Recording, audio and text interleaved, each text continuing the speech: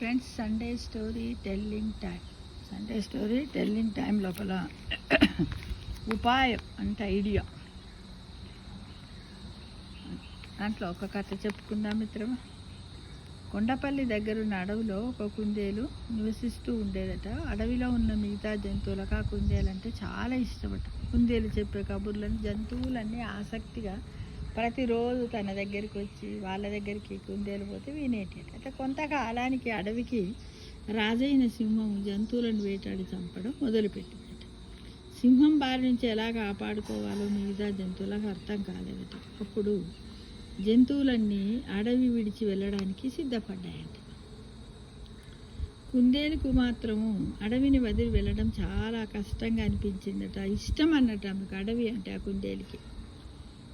ఎలాగైనా ఈ సమస్యకు పరిష్కారం చెప్పాలని అనుకొని కుందేలు మనస్సులో బాగా ఆలోచన చేసి ఒకరోజు జంతువులన్నింటినీ సమావేశమైనప్పుడు కుందేలు మాట్లాడుతూ, మనం ఎక్కడికి వెళ్ళినా అక్కడ కూడా మనల్ని వేటాడే మృగాలు ఉంటాయి కదా, కాబట్టి చావైనా బ్రతుకైనా ఇక్కడే కలిసి పోరాడదామని అన్ని జంతువులకు నచ్చజెప్పిందట కుందేలు.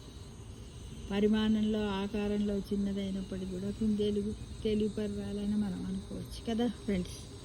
కానీ సింహంతో పోరాటం అబ్బా అంటూ జంతువులన్నీ కుందేలే అయ్యే జాలితీ బాగానే చెప్తున్నావు, సింహం అంటే ఏంటిది, మనకంటే చాలా పెద్దది, మనం సింహాన్ని ఏమి చెయ్యలేము, పోరాడినంత బాగా చెప్తున్నావు అని కుందేళ్ళన్నీ జంతువులు ఎగతాళి చేశారు.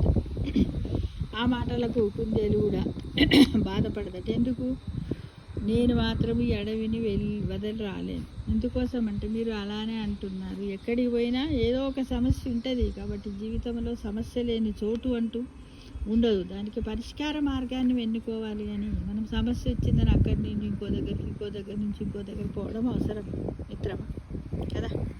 మన వరకు మనం తెలుసుకుంటాం కదా. మిగతా జంతువులని కుందేలును వదిలేసి అడవి నుంచి వెళ్ళిపోయేందుకు సిద్ధమై నడక ప్రారంభించి, మేము పోతున్నాం వీనే ఉండు అనుకుంటా వాళ్ళు ఇష్టం కదా.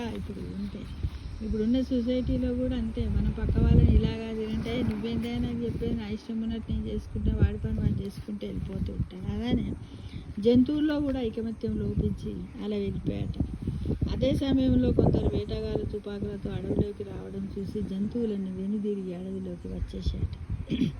వాటిని చూసిన కుందేలు ఏమైంది, మనసు మార్చుకున్నారా అని అడిగిందంట. అప్పుడు ఆ వేటగాళ్ళ విషయం చెప్పాడు. ఇక్కడ సింహము, అక్కడ వేటగాళ్ళు, మనకు సాగు తప్పదు, నా మాట ఒకసారి వినండి, పోరాటం చేసి చూద్దామంటట కుందేలు. వేటగాళ్ళను మరి సింహాన్ని కూడా మనము పోరాటం చేద్దామంట.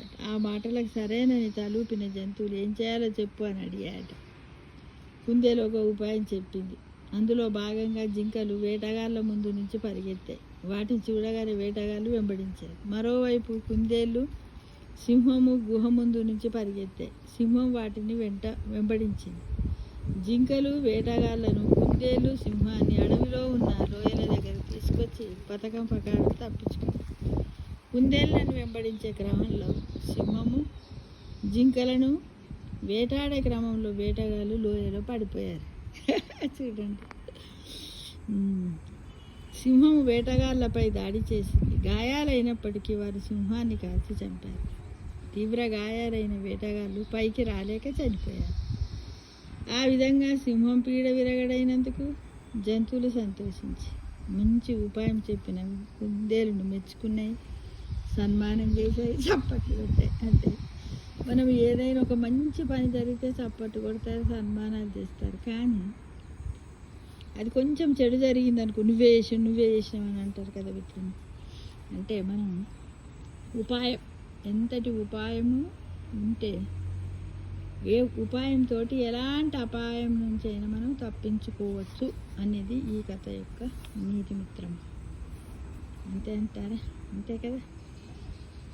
అంత పరిమాణంలో చిన్నదైనప్పటికీ తెలివిలో తను పెద్దగానే ఆలోచించింది. కాబట్టి మనం కూడా ఏంటంటే ప్రతి సమస్యకు ఒక పరిష్కారం ఉంటుంది. భయపడొద్దు. ఎక్కడైనా ఏదైనా సమస్య వస్తే అక్కడే దాన్ని చేసుకోవడానికి ప్రయత్నించాలి మిత్రులు.